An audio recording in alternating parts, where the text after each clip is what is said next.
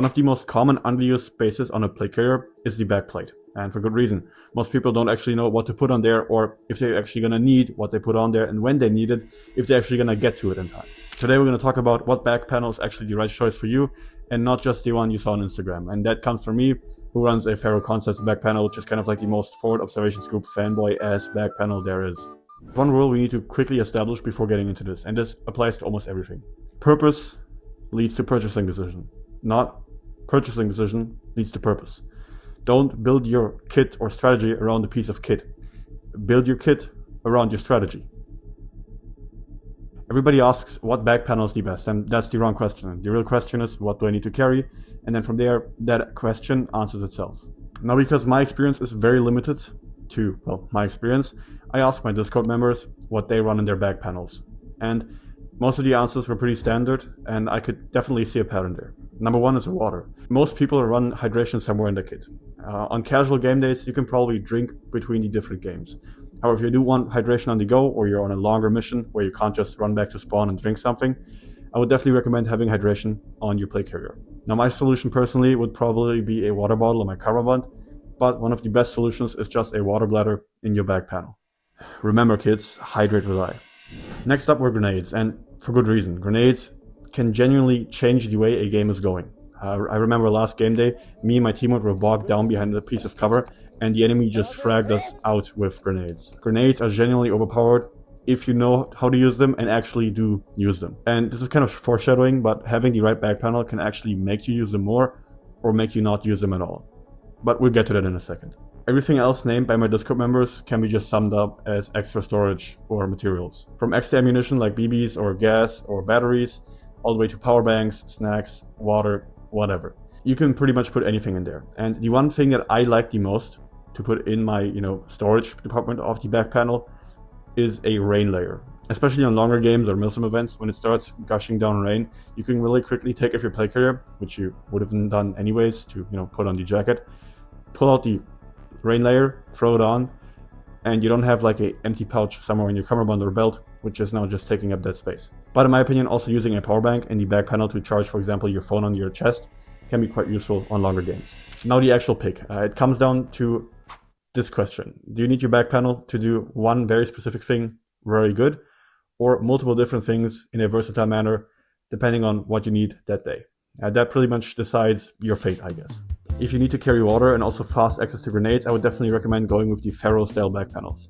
Number one, if you don't know how the Ferro system works, you can just zip on a hydration panel and over that the Banger back panel or GP back panel, which is pretty cool. Pro tip, if you open up the sewing between the GP parts on the Ferro GB back panel, that actually turns into a makeshift Crye Turtle Pack just fitting to Ferro zippers, which is pretty cool. And that is pretty useful if you, for example, need a Crye Turtle Pack or something like that, but don't have a Crye plate carrier or a plate carrier that can take Crye back panels. I personally use the Q-Tag replica of the Ferro Banger back panel. In the bottom, I keep a flag or ammunition or whatever else I need, maybe a rain layer. And in the top, I keep my 3D printed grenades. Granted, I lost 2 of them, so that's cool. But the TLDR here is, if I play with a team or in more outdoor games where I don't need that many grenades, I will keep the flaps on. But if I'm in an indoor environment or by myself, I will keep the flaps off. And the pouches still generate enough retention so I don't lose my grenades, but I can still access them myself really quickly without having to put them in a rifle or fiddle around with pouches or stuff. So yeah, the Ferro system is really great if you need versatility, and you can just take on or off whatever you need that given day. Now, if you need one back panel to carry like loads of different stuff, I would definitely recommend the Crye Assault Back Panel. Granted, in my opinion, I don't really like it. It's not my favorite. But if you want a bunch of different stuff on your back panel in different compartments, like more pouches, that is definitely something I would recommend. Now, if you just need one big GP pouch to carry anything you might need to carry, so a HBA tank, maybe several different pieces of clothing or whatever, basically, the Crye Turtle Pack is definitely your friend. Now, while it cannot do a lot of stuff, unlike, for example, the Ferro back panels, it can do one thing very specifically good, which is just, carry a lot of shit. This can also be greatly utilized as a SSE bag for your team. So if you're raiding an objective and then one of the guys just kneels down with the back to everybody, and then the people just start stuffing folders and stuff into that guy's back panel. Granted, that guy will hate his teammates for having to carry all of that shit, but you'll be able to carry all of that shit. Now, granted, you can obviously just use MOLLE pouches. I used to do that as well, and a lot of people still do that. And there are a lot of other different back panels. So please, if you have other back panels that you would recommend, let me know down below, because not only do you help me, but also other people looking for back panels in the comments right now as we speak.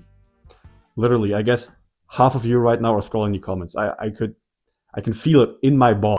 Anyways, the last thing I want to mention here is budget. You don't need real Crye and Ferro. I've made literally hundreds of videos about this at this point, and I think by now you get my point. Especially for airsoft, you don't need that. But I want to quickly give you 3 different options here. If you're going super budget, something like idogear is okay. They do Ferro, and I also think, yeah, also Crye replicas, and I think I've also seen Rangers using idogear back panels. So it is battle proven. Don't let the impressionist incels know that. Another good option would be just Krydex.